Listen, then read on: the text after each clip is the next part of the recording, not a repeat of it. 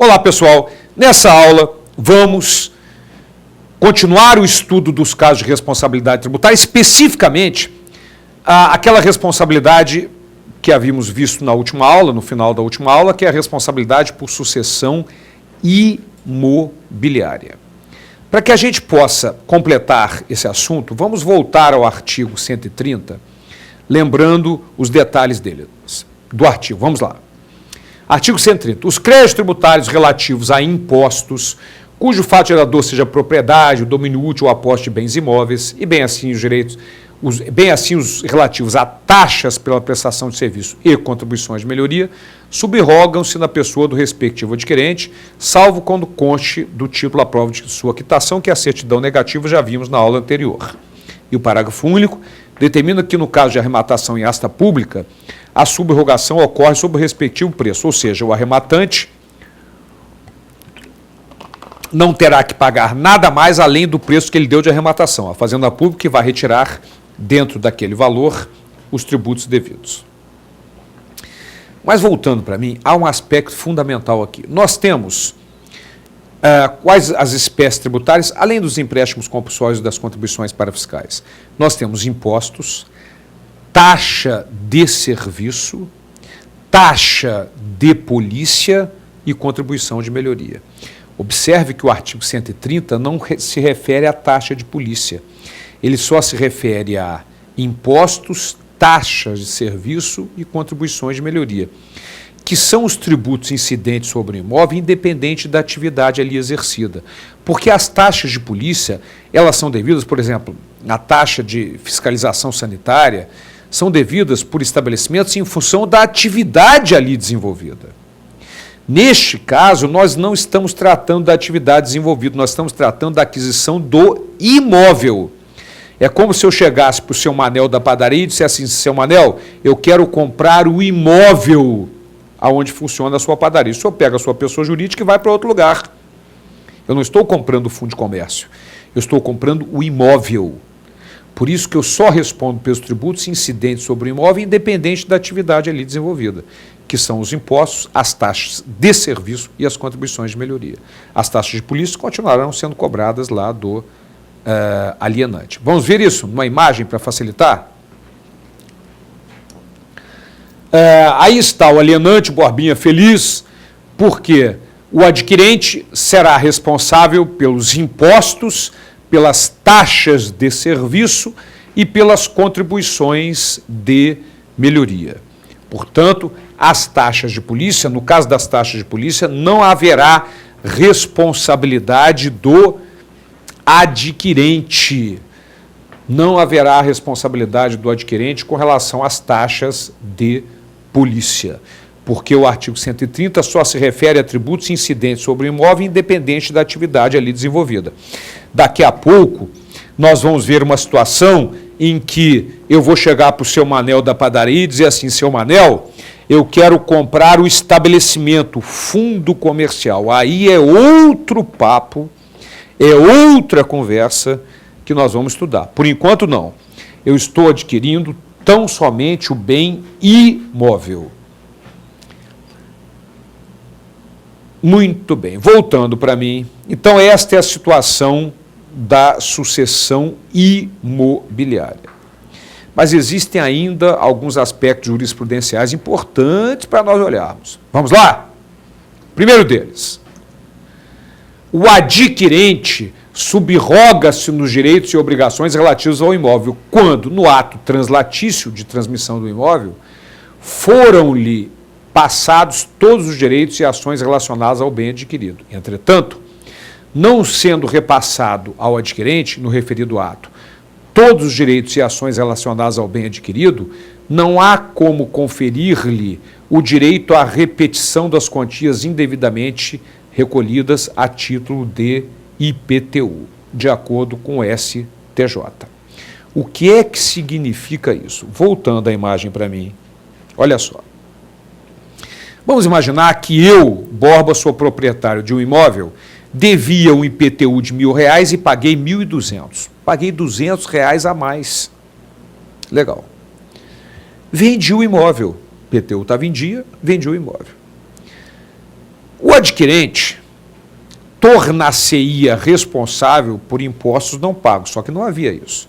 Havia, muito pelo contrário, um imposto pago indevidamente, R$200 a mais.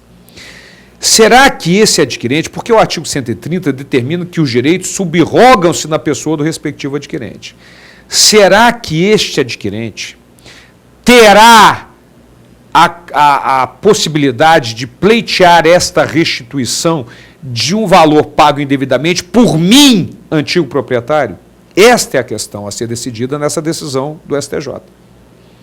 Será que o adquirente tem também, como teria a obrigação de pagar o imposto não pago? Será que ele tem o direito de pleitear a restituição de um imposto pago indevidamente? Vamos de novo para a decisão do STJ?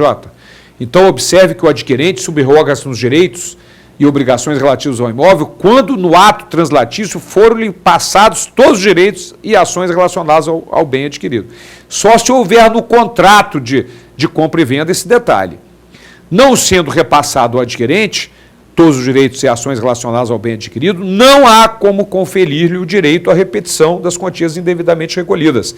Quem vai ter que fazer isso é o proprietário anterior, no caso eu, que paguei aquele tributo em valor maior do que o devido. Então, é um detalhe muito importante com relação a esse tipo de responsabilidade do adquirente de um bem imóvel. E há mais uma decisão importante para nós comentarmos aqui. Na hipótese de arrematação em asta pública, a subrogação do crédito tributário ocorre sobre o respectivo preço, que por eles responde, recebendo o adquirente o imóvel desonerado dos ônus tributários devidos até a data da realização da asta, ou seja, do leilão. Se o preço alcançado na arrematação em asta pública não for suficiente para cobrir o débito tributário, não fica o arrematante responsável pelo eventual saldo devedor. É o que está decidido pelo STJ. Portanto, voltando a imagem para mim, se eu arrematei um imóvel em asta pública no valor de 200 mil, mas existiam 300 mil reais de tributo incidente sobre esse imóvel, isso não é problema meu. Não é problema meu. Não deu para pagar, azar da Fazenda Pública. Ok? Esse é um detalhe importantíssimo no caso de responsabilidade por sucessão imobiliária. Muito bem. O próximo tipo de responsabilidade nossa é a responsabilidade por sucessão empresarial, que na verdade são 3 tipos. Responsabilidade exclusiva, responsabilidade integral e subsidiária. Vamos lá. Artigo 132 do CTN é a responsabilidade exclusiva. O que é que determina o nosso artigo 132?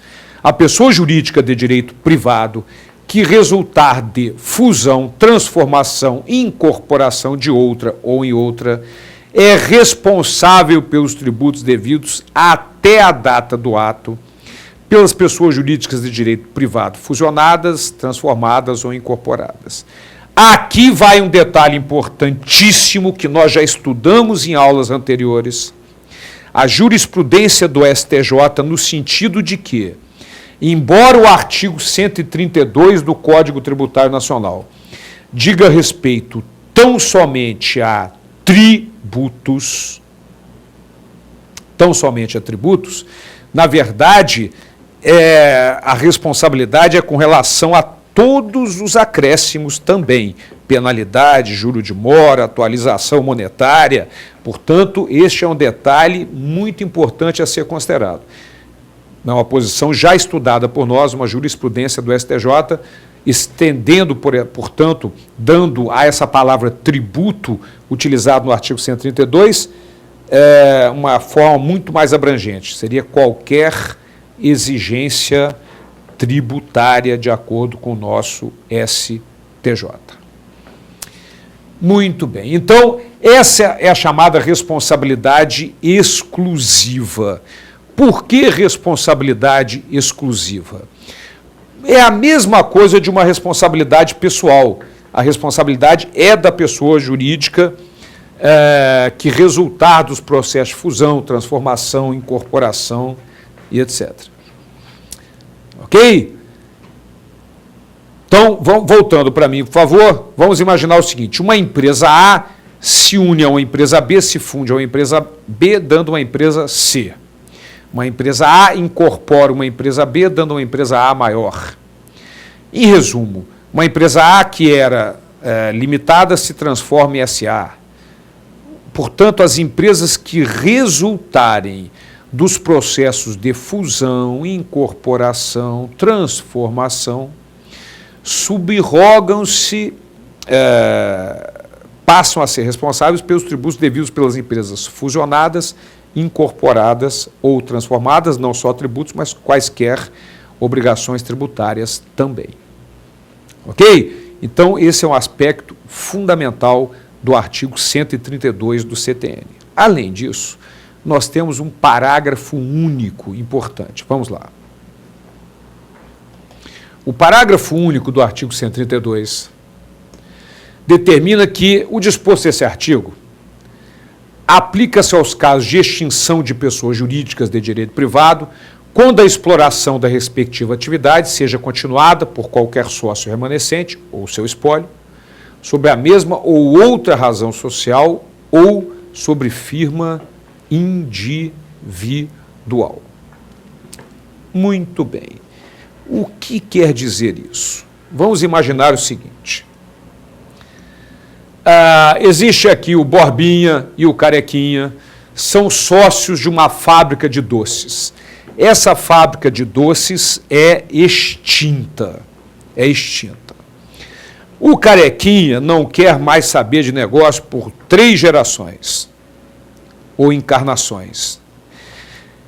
Mas o Borbinha persistente chama o seu amigo desbocado para montar uma nova fábrica de doces, ou seja, o mesmo ramo de atividade. A questão é a seguinte: quem será o responsável por tributos que, porventura, ficaram sendo devidos pela extinta fábrica de doces? Seria o sócio remanescente ou seria a nova fábrica de doces? Esta é a grande questão. Este é o grande detalhe a ser considerado nesse parágrafo único do artigo 132 do Código Tributário Nacional. Ora, mas a redação não deixa dúvida. A nova fábrica de doces, que tem um sócio remanescente da antiga e continua a mesma exploração, responde pelos tributos devidos até a data da extinção. Então, foi extinta a empresa, mas ficou devendo tributos. Maravilha. O que acontece? A nova fábrica será responsável pelos tributos devidos pela extinta fábrica de doces, pelo único fato importantíssimo de que há um sócio remanescente. Mas cuidado, o sócio funciona apenas como um link, fazendo com que haja essa responsabilidade da nova fábrica. O sócio não será responsável. A responsabilidade é por sucessão empresarial. Então, a nova fábrica de doces é que será responsável pelos tributos devidos pela extinta fábrica de doces. Voltando para mim, esse é o primeiro tipo de responsabilidade por sucessão empresarial, que é a responsabilidade exclusiva, que nada mais é do que a responsabilidade pessoal das pessoas que surgirem, das pessoas jurídicas que surgirem dos processos de fusão, incorporação, transformação de sociedades. Para não confundir com a responsabilidade pessoal da pessoa física, dá-se o nome de responsabilidade exclusiva. Mas nós temos outros tipos de responsabilidade por sucessão empresarial. A responsabilidade integral e subsidiária do artigo 133 do Código Tributário Nacional, que nós vamos estudar no próximo encontro nosso. Até lá, moçada!